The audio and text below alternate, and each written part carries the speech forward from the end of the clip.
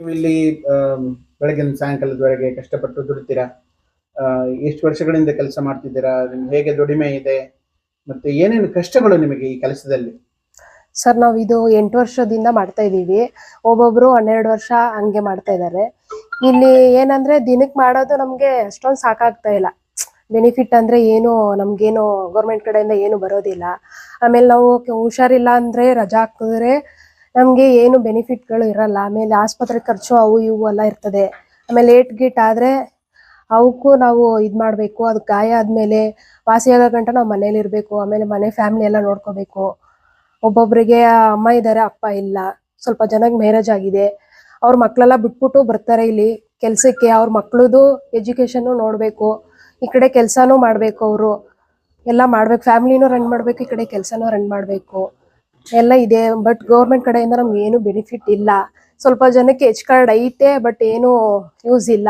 ಸ್ವಲ್ಪ ಜನ H card ಇಲ್ಲದೆ ಕೆಲಸ ಮಾಡ್ತಾವ್ರೆ ಸುಮಾರು ವರ್ಷದಿಂದ. ಅದಕ್ಕೆ ಸ್ವಲ್ಪ ಬೆನಿಫಿಟ್ ಬೇಕು. ಏನ್ ಬೇಕು ನಿಮಗೆ? ಏನ್ ಸರ್ಕಾರದ ವತಿಯಿಂದ ಏನ್ ಸವಲತ್ತು ಬೇಕು? ನಮ್ಗೆ ಏನಾರ ಒಂದು ಲೋನ್ ಮಾಡೋದು, ಆಮೇಲೆ ಏನಾರ ಒಂದು ಯೂಸ್ಫುಲ್ ಆಗಿರೋದು ಏನಾರ ಬೇಕು ಸರ್. ಏನು ನಿಮಗೆ ಗೊತ್ತಲ್ಲ ಏನು ಸವಲತ್ತು ಬೇಕು, ಏನು ಬೆನಿಫಿಟ್ ಬೇಕು, ಏನ್ ಕಿಟ್ ಬೇಕು, ಏನ್ ಮೆಷಿನರಿ ಬೇಕು, ನಿಮ್ಮ ಕೆಲಸದಲ್ಲಿ ಈಸಿ ಆಗೋ ಹಾಗೆ ನಿಮಗೆ ಏನ್ ಬೇಕು, ಏನ್ ಸವಲತ್ತು ಬೇಕು? ನಮ್ಗೆ ಮಿಷಿನ್ಗಳು ಕೊಟ್ರೆ ಸ್ವಲ್ಪ ಜನ ಮನೇಲಿ ಮಾಡ್ತಾರೆ. ಆಮೇಲೆ ಟೂಲ್ಸ್ಗಳು ಇರಲ್ಲ, ಅವೆಲ್ಲ ಸ್ವಲ್ಪ ಬೇಕು ಸರ್ ಗೌರ್ಮೆಂಟ್ ಕಡೆಯಿಂದ. ಮಿಷಿನ್ ಮತ್ತೆ ಅವು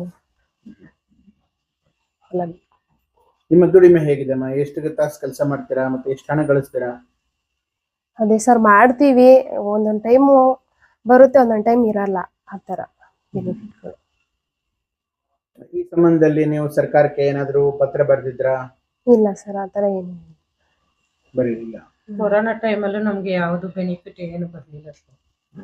ತಮ್ಮ ಹೆಸರಮ್ಮ? ಸೌಮ್ಯ ಅಂತ. ನಿಮಗೆ ಏನಿದೆ ಹೇಳಿ ಸರ್. ನಾವು ಇಲ್ಲಿ 11 ವರ್ಷದಿಂದ ಕೆಲಸ ಮಾಡ್ತಿದೀವಿ. ಯಾವ ಬೆನಿಫಿಟ್ ಇಲ್ಲ. ನನಗೆ ಇನ್ನೂ ಎಚ್ ಕಾರ್ಡೇ ಇಲ್ಲ. 11 ವರ್ಷ ಆದ್ರೂ ನನಗೆ ಇನ್ನೂ ಎಚ್ ಕಾರ್ಡ್ ಮಾಡೋಕ್ಕೂ ಆಯ್ತಿಲ್ಲ. 3 ಜಾಗದಲ್ಲಿ ಹಾಕಿನೂ ನನಗೆ ಎಚ್ ಕಾರ್ಡ್ ಬಂದಿಲ್ಲ ಸರ್. ಗೋರ್ಮೆಂಟ್ ಕಡೆಯಿಂದ ಯಾವ ಬೆನಿಫಿಟು ನಮ್ಗೆ ಬಂದಿಲ್ಲ ಸರ್. ರೇಷನ್ನು ನಮ್ಮ ಕಾರ್ತಿಕ್ ಸರ್ ಕೊಟ್ಟರು, ಗೌರ್ಮೆಂಟ್ ಕಡೆಯಿಂದ ಯಾವುದು ಬಂದಿಲ್ಲ ಸರ್. ಯಾವುದಾದ್ರೂ ಲೋನ್ ಮಾಡಿಕೊಟ್ರೆ ಗೌರ್ಮೆಂಟ್ ಕಡೆಯಿಂದ ನಮಗೆ ಸೌಲಭ್ಯ ಆಯ್ತದೆ ಸರ್. ಸರ್ಕಾರದ್ದು ಹಲವಾರು ಸ್ಕೀಮ್ಸ್ ಇದಾವಲ್ಲಮ್ಮ. ಲೋನ್, ಪ್ರಧಾನ ಮಂತ್ರಿ ಯೋಜನೆ ಇದೆ, ಅದರಲ್ಲಿ ನೀವು ಲೋನ್ ತಗೋಬಹುದಲ್ಲಮ್ಮ? ಸಿಬಿಲ್ ಸ್ಕೋರ್ ಕೇಳ್ತಾರೆ.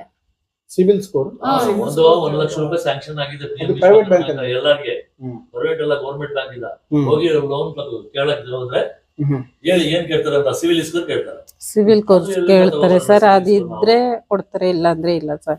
ನಾವು ಬೇರೆ ಕಡೆ ಬೇರೆ ತಗೋಬಿಟ್ಟಿದೀವಿ ಲೋನು, ಅದು ಸಿವಿಲ್ ಕೋರ್ಸ್ ತೋರಿಸ್ತದೆ ಸರ್. ಪ್ರೈವೇಟ್ ಅಲ್ಲಿ ಸರ್ಕಾರದ ವತಿಯಿಂದ ಏನು ಇಲ್ಲ ಸರ್. 1 ರೂಪಾಯಿ ಲಾಭ ಇಲ್ಲ ಗೌರ್ಮೆಂಟ್. ರಾಜ್ಯ ಸರ್ಕಾರ, ಸಿದ್ದರಾಮಯ್ಯ ಸರ್ಕಾರದವರಿಂದ ಏನಾದ್ರು ಏನಿಲ್ಲ ಸರ್. ಅದು ಬರುತ್ತೆ ಸರ್. ಅದೊಂದೇ ಲಾಭ ಆಯ್ತಾ ಇರೋದು ನಮ್ಗೆ. ಏನಮ್ಮ ನಿಮಗೆ ಬೇಕು? ಲೋನ್ ಬೇಕು? ಲೋನ್ ಬೇಕು ಸರ್ ನಮ್ಗೆ. ಲೋನ್ ಬೇಬಿ ಲೇತ್ ಮಿಷಿನ್ ಬೇಕು ಸರ್. ಟೂಲ್ಸ್ ಕಿಟ್ಗಳು ಬೇಕು ಸರ್. ಗೌರ್ಮೆಂಟ್ ಕಡೆ ಏನ್ ಮಾಡ್ತೀರಾ? ಮನೇಲೆ ಬೀಡ್ ಗಿಡ್ ಮಾಡೋದು ಕೆಲಸ. ಏನಾಗುತ್ತೆ ನಿಮ್ಗೆ? ಹೆಚ್ಚು ಸ್ವಲ್ಪ ಆದಾಯ ಬರುತ್ತೆ ಸರ್.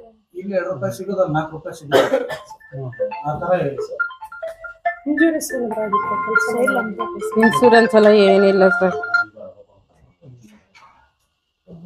ನಿಮಗೆ ನೀವು ಲೋನ್ ತಗೊಂಡ್ರೆ ನಿಮಗೆ ಲೋನ್ ಬೇಕು ಮತ್ತೆ ಮಿಷಿನ್ ಬೇಕು ಸರ್.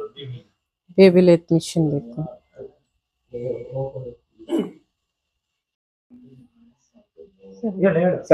ಸರ್ಕಾರದಿಂದ ನಮ್ಗೆ ಏನು ಬೆನಿಫಿಟ್ ಅಂದ್ರೆ ಏನ್ ಬೇಕಂದ್ರೆ, ನಮ್ಗೆ ಲೋನ್ ಮತ್ತೆ ಮಿಷಿನ್ಗಳು ಕೊಟ್ರೆ ಒಂಚೂರು ಮನೇಲಿ ನಾವು ಎಕ್ಸ್ಟ್ರಾ ಮಾಡ್ಬಿಟ್ಟು ಆಮೇಲೆ ನಮ್ಗೆ ಅದ್ರಲ್ಲಿ ಸ್ವಲ್ಪ ಲಾಭ ಬರುತ್ತೆ. ಅದರಿಂದ ನಾವು ಕಟ್ಕೊಂಡು ಇದ್ ಮಾಡ್ತೀವಿ. ಆಮೇಲೆ ಈ ಕಡೆ ಗೌರ್ಮೆಂಟ್ ಕಡೆಯಿಂದ ನಾವು ಬ್ಯಾಂಕ್ಗೆಲ್ಲ ಹೋದ್ರೆ ನಮ್ಗೆ ಸಿವಿಲ್ ಸ್ಕೋರ್ ಕೇಳ್ತಾರೆ. ಆಮೇಲೆ ಪತ್ರ ಅವು ಇವು ಅಂತ ಡಾಕ್ಯುಮೆಂಟ್ಸ್ ಜಾಸ್ತಿ ಕೇಳ್ತಾರೆ. ಅವೆಲ್ಲ ನಮ್ಮ ಹತ್ರ ಸರಿಯಾಗಿರಲ್ಲ. ಅವೆಲ್ಲ ಸರಿ ಮಾಡ್ಸಕ್ಕೆ ನಮ್ಗೆ ಸುಮಾರು ದುಡ್ಡುಗಳು ಖರ್ಚಾಗ್ಬಿಡ್ತದೆ. ಈ ಕಡೆ ಗೌರ್ಮೆಂಟ್ ಕಡೆಯಿಂದ ನಮ್ಗೆ ನೋಡಿ ಏನಾರ ಒಂದು ಬೆನಿಫಿಟ್ ಮಾಡಿದ್ರೆ ನಮ್ ಕೆಲ್ಸದವ್ರಿಗೆ ಏನಾರ ಒಂದು ಆಯ್ತದೆ ಸೌಲಭ್ಯಗಳು. ಆಮೇಲೆ ಏನು ಡಾಕ್ಯುಮೆಂಟ್ಸ್ ಇಲ್ಲದೆ ಸ್ವಲ್ಪ ಲೋನ್ ಮಾಡಿಕೊಟ್ರೆ ಒಳ್ಳೇದಾಯ್ತದೆ ಎಲ್ಲಾರ್ಗು. ಸಬ್ಸಿಡಿ ಮತ್ತೆ ಲೋನ್ ಎಲ್ಲ ಮಾಡಿಕೊಟ್ರೆ ಸ್ವಲ್ಪ ಚೆನ್ನಾಗಿರ್ತದೆ.